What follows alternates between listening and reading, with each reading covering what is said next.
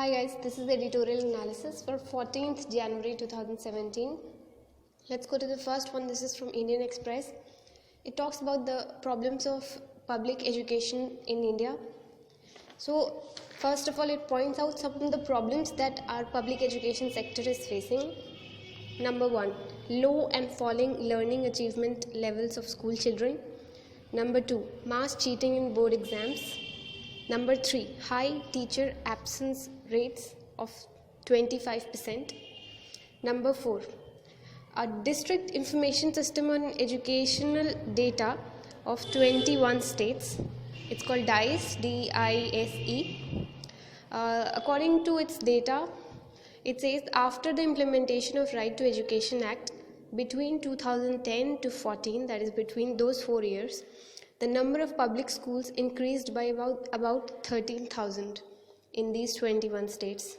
But total enrollment fell by 1.13 crore in these public schools, and enrollment in private schools rose by 1.85 crore during this period, these 4 years. So that shows that people's confidence in public education is falling down. Number 5. Less time on teaching, even though when the teachers are present in the school. Number 6, inability of education officials to implement sanctions against erring teachers, because teachers are supported by powerful unions and sheltered by the MLA, MLCs who are teachers. Number 7, in spite of all this, our public teachers are rather well paid actually, contrary to the popular belief that they are not well paid. They are actually better paid than private school teachers, with average salary of about 4.8 lakh rupees in 2014. So that is more than 7 times per capita income of our entire country. Author goes on to suggest how to deal with this issue.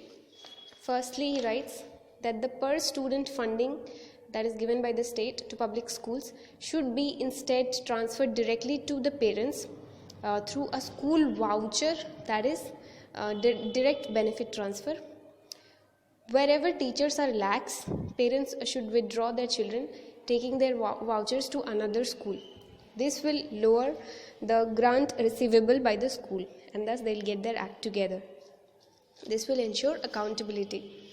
This will also help in the below poverty line students to fill the 25% seats in the private educational institutions under the Right to Education Act 2009.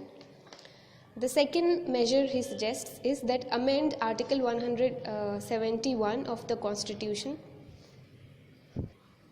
Amend Article 171 of the Constitution, which guarantees teachers representation in state legislature. This has turned some teachers into politicians. It requires that publicly paid teachers in aided schools be recognized as holding an office of profit under the government, thus debarring them from contesting elections. So this should be done. This will dismantle the culture of political activism amongst the teachers, public teachers, which diverts their attention from teaching. Also, we should reduce the number of teachers manning the poll booths during elections. So that is on education sector in India. The next two editorials are from the Hindu Business Line. It's about the agriculture sector in India. Both of them are about the agriculture sector. So what I've done is that I've clubbed them together and I've made a few points. These points are basically a repetition of all the points that I've already read in that entire series by Mrunal. So you go to his website and look for those notes on agriculture in India and food processing, dairy, fisheries, etc. It's beautifully done series of notes, and I mean he has done a commendable job. And I just read it, I didn't even make notes out of it when I was preparing for mains. When I was writing answers on agriculture in India, I could just remember he has written it so nicely. So these points are just sort of a repetition of what points I've already read at Mrunal's. Still, I'm just going to read them out again. Number 1, How to revive the agriculture sector in India? Number 1, India is the largest producer in the world for products such as silk, banana, okra, etc. The National Horticultural Mission has resulted in crop diversification. So we need more crop diversification because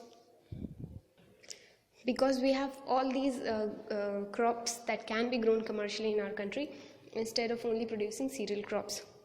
Our agricultural exports have increased to $32 billion recently because of National Horticultural Mission. Number 2, some of the problems that we still face in our agriculture are low use of technology, inadequate mechanization, etc.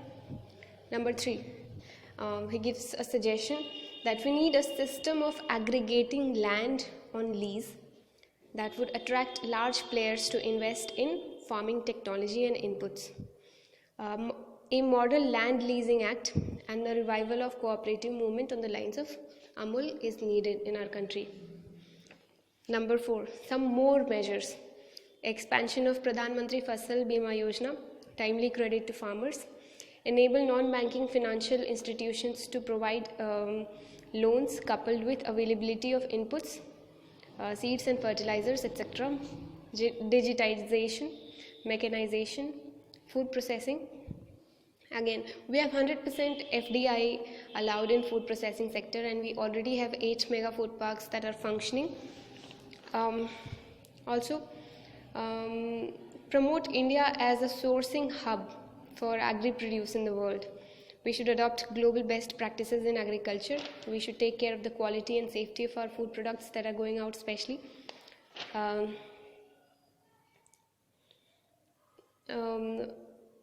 Testing and certification facilities have to be taken care of, and also we should enable the farmers to make or receive digital payments through things like JAM and RuPay. Also, last mile connectivity. We should revise the BPL limit.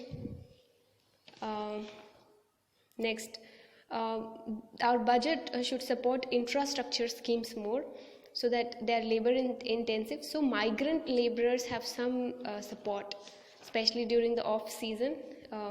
These infrastructure schemes should be in the field of roads, minor irrigation, water conservation works, agricultural warehousing, etc. Funds for MG Narega could also be used for this. We should also go for skill development, skilling of the unskilled farmers. Next, we need big data on agriculture that will help in determining the right agricultural inputs, monitoring soil moisture, tracking the prices of markets, controlling irrigation, finding the right selling point and getting the right price. All this is needed to ensure food security, especially in the times of climate change. Big data will help us in accurate weather forecasting and deciding on inputs like nutrients, irrigation, pest control, etc. So that's for editorials today. The general current affairs for today I'll be doing in some other video that will follow. So that's it for 14th January 2017.